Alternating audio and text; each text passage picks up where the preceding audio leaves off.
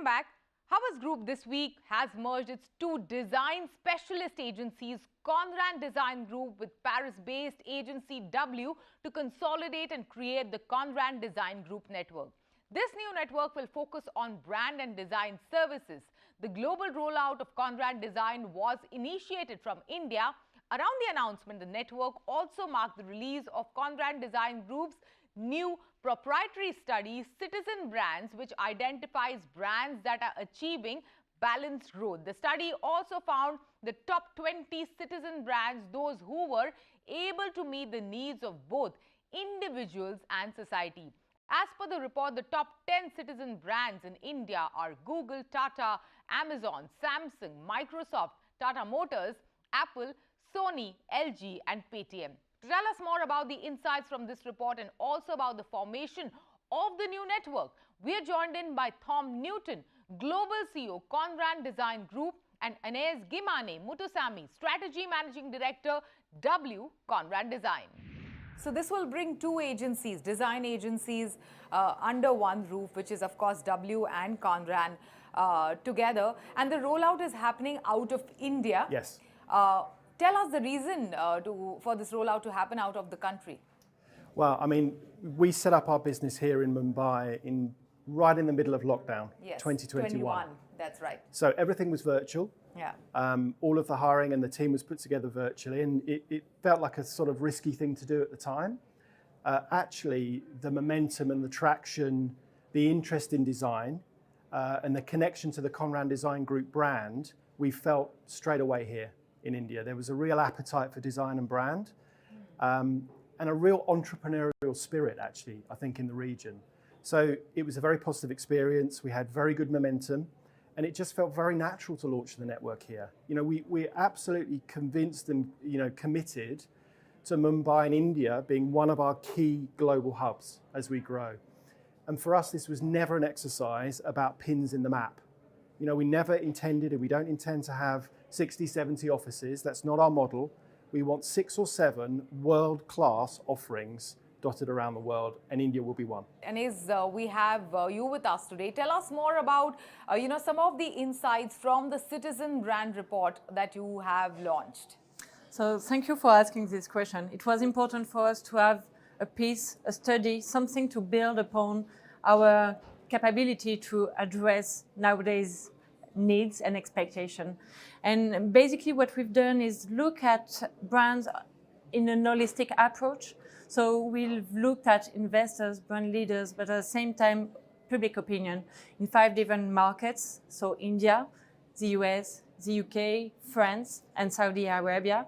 And what we wanted to know is what was expected and how could brand leaders grow in a balanced way. And what we found is that brands should act upon a new kind of compass.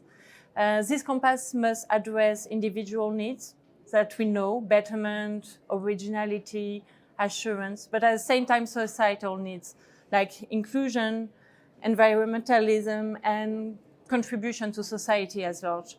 So it has been really interesting to look into it and to see that actually by being a balanced brand, a citizen brand addressing both society and the individual, what you can deliver is growth, reputational growth by basically addressing and attracting new talents and retaining them, but also bringing new appetite for your products and for your services. Okay, what apart from, addressing the society and people, do these brands that feature really high up in the Citizen Brand Report have in common, according to you, Anais? It's quite interesting because there is a lot of things that are asked to the brands. We call it the expectation inflation. What is that exactly? A very interesting term. Yeah, actually it's some kind of strange era we are all part of. Like you can feel it. We are asking more and more to leaders. If you look at what regulators are asking, what citizens are asking, what employees are asking, what customers are asking, and also investors, stakeholders, everyone is asking for something. And these expectations are not always in line one with another. So that's why we've coined this word, the expectation inflation era, is that basically, it's really difficult to see where you should deliver on the long term as a brand leaders. And actually, when we've asked investors and brand leaders, they were telling us that they were walking a sort of reputational tightrope. Yes. They are under a lot of pressure, and basically it was about 94% of them are telling us that they were feeling that they were fearing to be perceived as not doing enough in terms of societal impact. And at the same time, almost 90% of them were saying they were fearing also to be perceived as too woke. Yeah. Meaning that it's difficult to handle this kind of pressure. And this is why we needed some kind of new compass to address what is asked from them. So how do they do that? How do they balance it out? That's a very interesting thought that you just shared. Like not appearing too woke.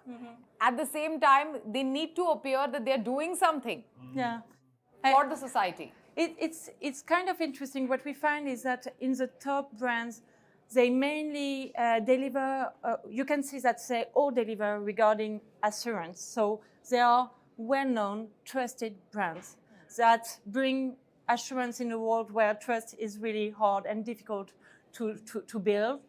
And at the same time, they have their own mark. They have their own set of goals. And so they have their own way to addressing this compass by making most of the time also inclusion a part of their brand building, something really important for them. And this is why we see at the top of the brand index a lot of the tech, consumer tech brands that are well performing in both aspects, inclusion and at the same time assurance. My final question to both of you is, what are some of the biggest mistakes that brands make while, let's say, creating a brand, or like setting up a new or establishing a new brand, or sometimes undergoing a brand revamp for that matter? Let's begin with you, Anais. Yeah, I would say that obviously you have to have a different product, different services, and that's already a lot to achieve. But at the same time, more and more, and that's what we see in citizen brand, is that you have to have a point of view. You have to have a point of view as a brand regarding society at large, and to make sure that you have a relevant role to play in this society according to your point of view. And maybe once you have that, once you have this foundation, for me, it's all about delivering it by design. I'm also believing in Thom. Yeah, I echo Anais's point. I think many organizations sometimes view growth as a zero-sum game. You have to trade one thing for another thing.